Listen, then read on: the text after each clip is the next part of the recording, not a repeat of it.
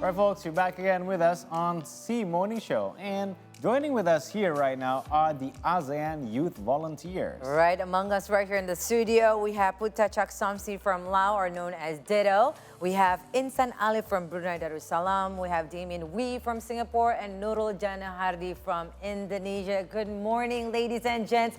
Hi guys, welcome to the studio. Hi. All right, so we have Damien, Ditto, we have Insan, and also we have Nurul. And of course, right here, still among us in the studio, we have also from the ASEAN Foundation, we have Mahmudi and also Zainal right here, Zulfa right here to share with us. We already shared with us today in regards to the programming and also what was the process like for the recruitment by Zulfa Faizah as the Insan Bumi Mandiri CEO, and also how is the program of Sesaot Village or Sesaot Rahayu itself, again with ASEAN Foundation Strategic Plan and Business Development Head, Mas Mahmudi Yusbi. So again, thank you so much for being here with us. So we definitely want to know more in regards to the program and how is it for you guys and how it impacted your lives and make it more valuable for you. All right, so we'll be from you, Archie. So, let's go. First of all, tell us when did the program start and when did it finish? How long ago was that? And how did you feel about the whole program? Maybe starting from Singapore. Hi, so program started about 3 weeks ago. So we started in Bangkok where we had about 45 days of workshops. So it included design thinking, and it also taught us, we had an alumni panel where we got to learn about the past experiences from the previous cohorts. Subsequently, we had a day off to explore Bangkok, and then we flew off to our respective destinations. So for us, it was Lombok, or more specifically, Sesaot. Okay. Right. Yeah. So I really want to know also from each and every one of you, from Damien, Ditto, and also Nurul, in regards to what motivates you. Because again, Mahmudi here was mentioning to us, there was about 2,000 applicants that was shortened to 100 people. You guys are among the one that is chosen to be part of Sesaot Rahayu. It is such a great blessing, of course. But what was your motive to join the program for Sesaot Rahayu? Maybe from Ditto first. Okay, let's say it has always been my passion. Okay. I mean, as for me, I've been growing up in a social worker family. I mean, my parents, they're social worker. And when I was a kid, I've been joining my parents on many trips to rural area where I have been connect with local people, peer, and community. Yeah, and all of this inspired me to follow my parents' footsteps and dedicate my life to diving chain. And yeah, all of this bring me to this program. And I think it's the program that perfectly aligned with my passion and goal. And that's why I bring it here. That's really great that your parents kind of embedded this kind of value in you, and now you're just walking the path to what's been taught by your parents. What about you, Insan? I would say in my particular case, I was a final year student. So my studies, it was coming to an end, and I didn't necessarily know what I want to do next. But I know that I want to give back to community, and I think this program enables that. It provides me the platform to actually help the people, and I was very much interested to partake, which is why I applied early in February, and I was very lucky to be accepted. Well, congratulations to you. And what about you, Nurul? For me personally, because I have my own community in my village, which is Sekolah Pesisir.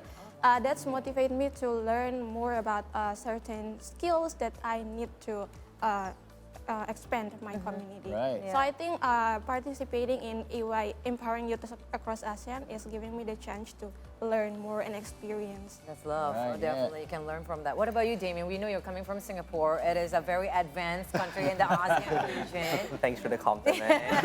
So what motivates you? But I think it's very similar to Jana. I have my own communities, but they are a lot more small. They are a lot smaller. But for me, what really appealed to me was the idea of ASEAN, or being part of a larger organized region, like Southeast Asia region.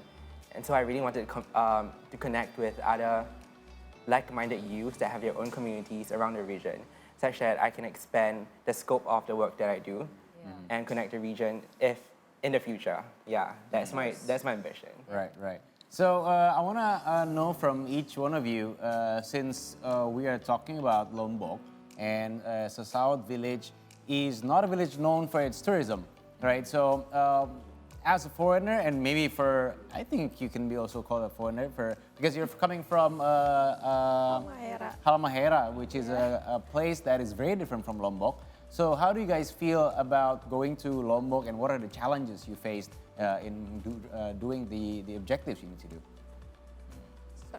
Who wants to start? Okay, for me, I would say like it's because of language barrier. Okay. Of course, like I cannot speak Bahasa, and people there they rarely speak English. And every time like we conduct like a workshop, I mean, if we speak 10 minutes, we need like another 10 minutes to translate. Yeah. So yeah, Right. we cannot like connect with people there like fully. And I totally agree with Tito. Like, I don't speak Bahasa Indonesia as well.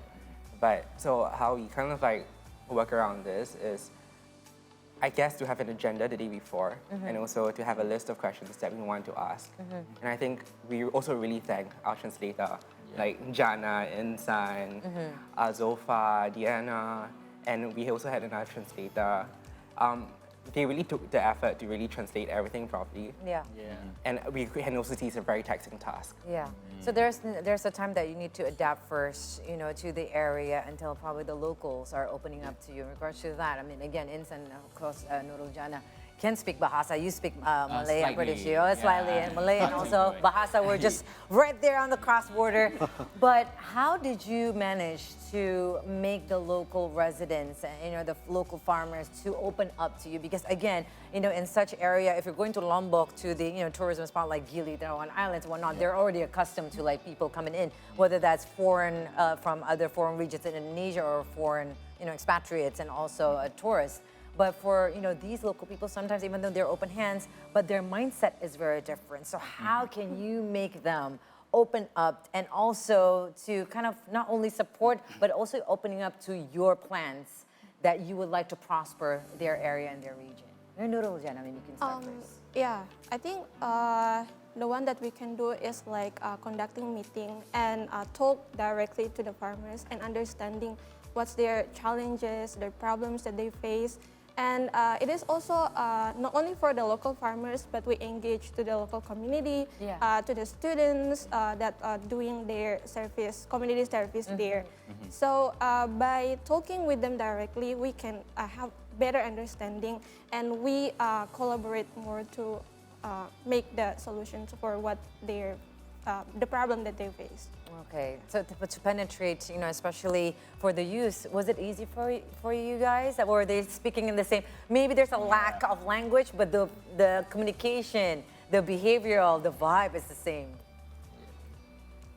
I think I agree with Jana in saying that it's really important for us to familiarize ourselves to them. There's To a saying- localize it, huh? Yeah, there's a saying in Malay. I don't know if it's applicable in Indonesia. There's a saying that goes, "Tak kenal maka tak cinta." Betul, tak kenal maka tak sayang for us. Yes. So if we don't know them, it's going to be hard to get to be close to them. Yeah. So throughout our time, we really tried to engage as much as we could.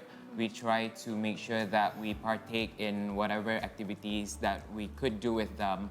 And I think having that really created a bond that is important, and it goes beyond language barrier. Yes. Yeah, so I think we were able to connect and communicate well throughout our time there. Yeah. Right. So share with us, do you have any memorable memories or experiences that you had during the past 2 weeks? And are there any moments that made you proud as a participant of this program?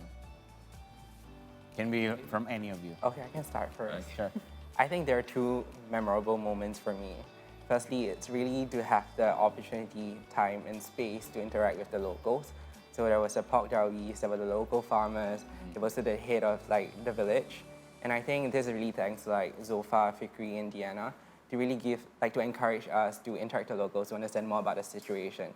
So I think the key is not to prescribe, but to co-create. So through these conversations, we're able to understand more about their own ambitions, needs, not just problems.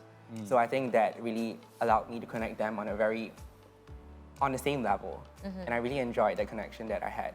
And secondly, Sesaot is a place filled with water. So my favorite activity there was to swim. There were a lot of cold pools, and the water was really That's deep. fun. Yeah, so that was my second memorable activity. Very nice. What about you? Yeah.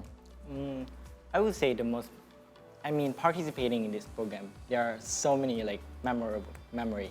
But the most standout one is when I was planting the tree with my partner. I mean, his name is Al Abdun.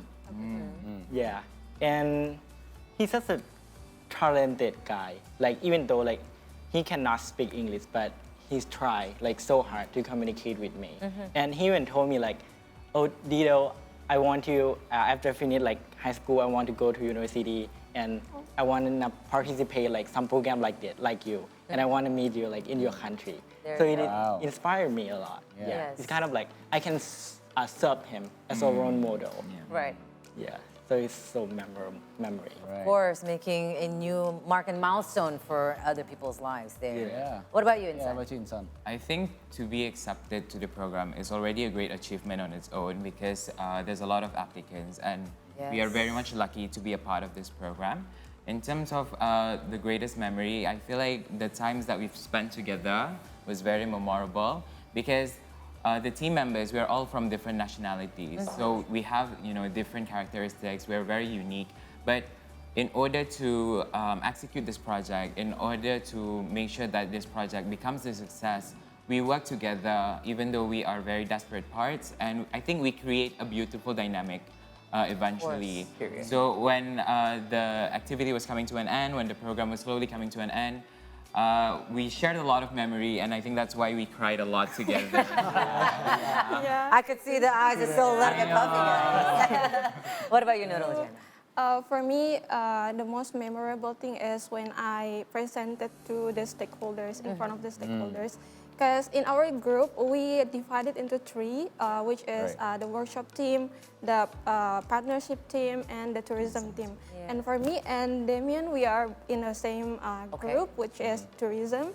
And because the tourism sector in Sesaot, there's a lot of collaboration between stakeholders. For example, the government village and the Pokdarwis and Bumdes. Yes. So I have to present that, like the suggestions and suggestion solutions that we work on it and to propose to the government and in front of the government sector. Well, we hope that you realize you're already a leader. You're making a mark and milestone right there in Sesaot village, and definitely you're changing lives there. So if you're thinking, well, this is just me, we're not there yet, but you're already there. You're already a leader for the four of you, and also all the volunteers that taking partnership on this program. So thank you very much for your contribution, definitely. Now I think what makes them very unique is because their own identity personally, but then you're bringing your own culture from your own nation, and that makes it, fully kind of like submerged to one ASEAN region altogether. Thank you very much, Damien. We have Dado, also Insan, and also Jannah, but we also have Zulfa here and Mahmudi Yusbi. In regards to this, we know that every program needs a sustainability. Yeah. So how sustainable are a program like Sesaot Rahayu, and how can we put this momentum ongoing for them to empower and also to have a growth in their area?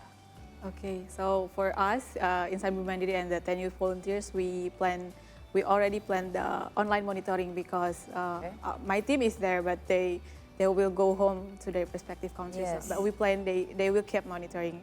But after this, since it's not only about the tourism, as we mentioned, it's also involved the farmer, and also the name is also Rahayu, which means prosperity. So it's not prosperity only for the people, but also for the land. So the next step will be we'll slowly teaching the farmer to slowly move to the sustainable farming. So the land will,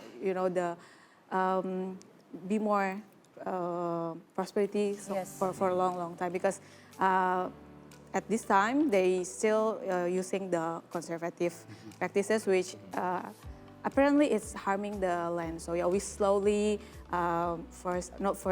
pushing them, teach them, encourage them to move to the more sustainable practice. Process makes progress. That's right, Carol. And maybe one last question for you, Pa Musbi. So what is your hopes to the ASEAN youths in regards to this program? And also, do you have any message that you want to maybe give, probably to the volunteers and also to the viewers out there watching? Yeah, thanks very much for the questions. Yeah, I mean, first of all, we would like to thank our sponsors, right, for who supported this program, the Maybank Foundations. But at the same time, I think this program is it's really good for the youth who wants to make a change in the local communities.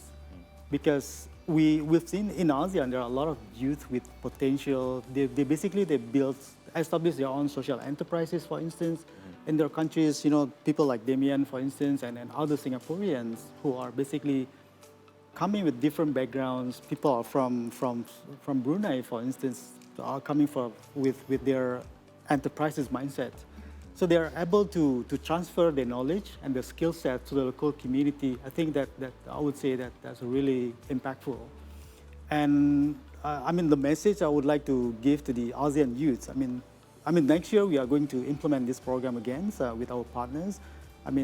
Please stay tuned to the ASEAN Foundations and Maybank Foundations. And this program will change your life in terms of looking into the social impact, and at the same time, you are able to bring the value that you learn from the programs to your local communities in your country. Yeah. And it also goes well for the volunteers. They'll bring something of value back to their home roots. Mas Yusbi, Mbak Zulfa, thank you very much. Sorry, Yes. can I give a shout out to all Of course, yes, please. Of course, of volunteers who course. are already going back home. So Yes. thank you so much, Damian, Dido, Insan, Jannah, Tim, Huber, Alex. Eunice, Alex, Kuku, and Cool, I love Kuku that. from Myanmar, and Lina from Cambodia. Thank So you so there's much. 10 volunteers. Volunteers. So congratulations to all 10 volunteers, and that is representing today in the studio, Damien, Dido, we have Insan and Nurul Jannah. Thank you so much for being here with us, making a difference and change definitely to the world, and thank you for doing your part.